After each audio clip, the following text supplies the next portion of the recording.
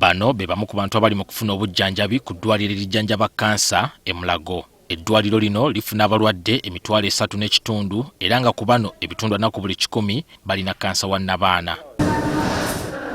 Mu mwaka gw'ebyensimbi 2021-2022 waliwo enteekateeka ezatandikibwawo okwongera okulongoosa eddwaliro lino n'okussaamu ebyuma ebikozesebwa mu kujjanjaba kkansa. Omutendera ogusooka ku nteekateeka eno gwabalirirwamu obuwumbi 65 era nga wetwogerera ebitundu 7 ku buli 100 bimaliriziddwa. Waliwo n'ebyuma bye tulabyeko nga byatuusiddwa dda mu ddwaliro lino nga birindiridde kutandika kukola. Okwawukanako ne bwe gubadde emirimu egisinga kati gya kutambulira ku byuma bikalimagezi nga mu kiseera kino byamaze dda okuyungibwa ku mukutu kwe bikolera. Bakansa bagenda okujjanjabibwa ne radiation. Tufuna ebifaananyi byabwe ebiva mu CT scan ne MRI scans ne tubiteeka ku computers tudde muno ne tumala ne tubateekateeka n'abasawo nga be batukulembera, the doctors who are oncologists abatukulembera ne tulaba nti omulwadde afuna obujjanjabi obutuufu. Ebyuma bino biyamba abasawo okugabirira abalwadde eddagala okusinziira ku mbeera mwe bali gamba nga obuzito bwabwe. Bw'abeera mutono osobola okukozesa amaanyi ga matonotono, oba bw'abeera nga kansa ali ku lususu era osobola okukozesa ekika kya kansa, ekika ky'amasannyalaze amalala.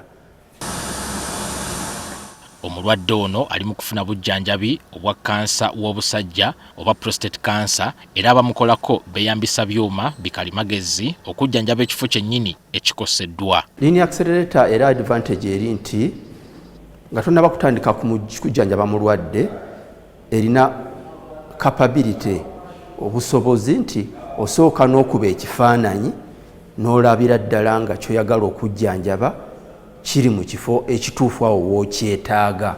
Kati bw'omala okulaba nti kiri mu kifo ekituufu awo w'okyetaaga, then amasannyalaze gano agajjanjaba ne galooka gatandika okujja. Twagala ate gabire nga gaafekitinga ebitundu by'omulwadde ebirala. Byuma ebipya bigenda kuba bikozesebwa ku balwadde bangi olwa tekinologiya gwe birina. Lino accelerator bye bimu ku byuma ebijjanjaba kansa ekisingayo okubeera eky'omutindo mu kaseera kano mu nsi yonna. Kwegamba treatment eyo gy'osanze oba obujjanjabi bw'osanze wano e Uganda era bw'ojja okusanga ne mawanga agaakulaakulana edda kuba ya mulembe nnyo era naffe wano tugirina. Kati tekyetaagisa muntu kugamba nti agende oba India oba South Africa kuba Lino accelerator ye South Africa gye kimu ne Lino accelerator naffe wano gye tulina. Omuwendo gw'abajjanjabirwa mu ddwaliro lino gusuubirwa okulinnya ssaako n'empeereza okulongooka singa emitendera gyonna egy'okulirongoosa giggwa nga kw'ogasse n'okussaamu ebyuma byonna ebyetaagisa.